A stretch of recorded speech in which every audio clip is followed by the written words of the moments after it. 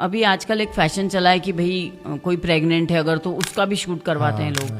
तो वो कितना फूहड़ शूट करवा रहे हो आप, क्या क्या दिखाना चाह रहे हो लोगों को, और क्यों दिखाना है आपको वो चीज, आपको इतना बड़ा पेट क्यों दिखाना है लोगों को। ये सब कितनी पर्सनल चीजें हैं ना। भगवान ने कितना सुंदर बनाया है नारी को, उसको प्रकृति की रचना करनी है, संसार को आगे बढ़ाना है, और आप उसको ऐसा तमाशा करके दिखा रहे हो। क्यों दिखा रहे हो आप। भगवान ने आदमी और महिला इन दोनों के एक अलग जिम्मेदारियां तय की हुई है, तो हमको इस प्रकृति को आगे ले जाना है। अगर हम हर चीज में सोचेंगे महिलाएं कि नहीं हमको आदमी की बराबरी करनी है, तो फिर कहाँ जाएगा ये समाज। अगर आप किसी डांस में या डिस्को में जाते हैं तो वहाँ पे कपल एंट्री क्यों होती है, क्योंकि अगर महिला एक आदमी के साथ रहेगी तो वहाँ पे नॉनसेंस होने के चांसेस नहीं है। अगर महिला ही नॉनसेंस करने लगेगी तो फिर ये समाज कैसे चलेगा, संस्कृति राष्ट्र कैसे बचेगा, फिर तो सब कुछ खत्म है। आजकल महिलाएं नशा भी कर रही है, तो भाई आदमी को थोड़ी बच्चे पैदा करने, महिला को बच्चे पैदा करने ना। उसकी जो फर्टिलिटी पावर है वो खत्म हो रही है, आईवीएफ सेंटर खुल रहे हैं इतने सारे।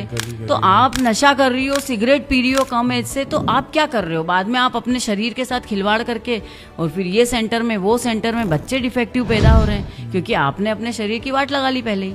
आपको तो आदमियों से बराबरी करनी थी। जब तक आदमी 1 लाख रुपए कमा रहा है और अपन 10,000 रुपए कमा रहे हैं तो हम उस आदमी से शादी कर सकते हैं। अरे भाई लड़की अगर 1 लाख रुपए कमा रही है और लड़का 10,000, तो भी शादी करो, बराबरी करो ना। फिर फर्क क्यों पड़ना चाहिए। जहाँ आपका बेनिफिट है वहाँ आपको आदमियों से बराबरी करनी है, और जहाँ आपको लग रहा है नहीं नहीं ऐसा कैसे, आदमी को ज्यादा कमाना चाहिए, क्यों, उसमें भी तो वो आप रखो ना बराबरी। अब जैसे एक कार्यक्रम में थे हम लोग, तो एक प्रोफेसर साहब कहीं से बड़े खड़े होके बोले मेरी बेटी भी 1 लाख रुपए कमाती है और मेरा दामाद भी 1 लाख रुपए महीने कमाता है, पर मेरी बेटी रोटी बनाती है, मेरा दामाद रोटी नहीं बनाता है। तो ये सब चीजें क्या कर रही है। मैंने फिर खड़े होकर उनको जवाब दिया, मैंने कहा कल को आप बोलोगे कि दोनों एक जितना कमाते, मेरा दामाद प्रेग्नेंट होएगा, बेटी नहीं होगी।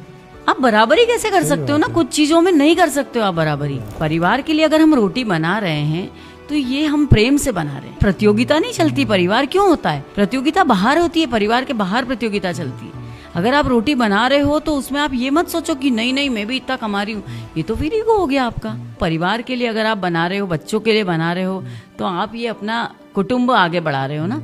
ये सब चीजें अगर पीछे से बैकग्राउंड से पेरेंट्स ही ये गलत सीख देने लगेंगे कि हाँ हाँ तू तो सही कर रही है, शादी मत करो बच्चे की। क्या है 1 लाख रुपए महीना कमा रही है ना आपकी लड़की, रह लेगी आराम से। क्योंकि हम जब शादी करते तो पूरे एक परिवार से शादी होती है, 2 परिवारों की शादी होती है। आपस में एक दूसरे को कितनी बार कॉम्प्रोमाइज करना पड़ता है, समझना पड़ता है। पति भी खिलाते हैं बना के, हमारे पति भी खिलाते हैं, शिमला मिर्च की सब्जी बनाते हैं, चाय बनाते हैं सुबह उठ के। तो ये सब चीजें प्रेम से होती है। हस्बैंड से भी मैं यही बोलूंगी कि अगर वाइफ की तबीयत खराब है या कुछ काम है तो आप लोग भी कभी उनकी हेल्प कीजिए, ऐसा नहीं है, पर ये कोई बाउंडेशन नहीं होनी चाहिए।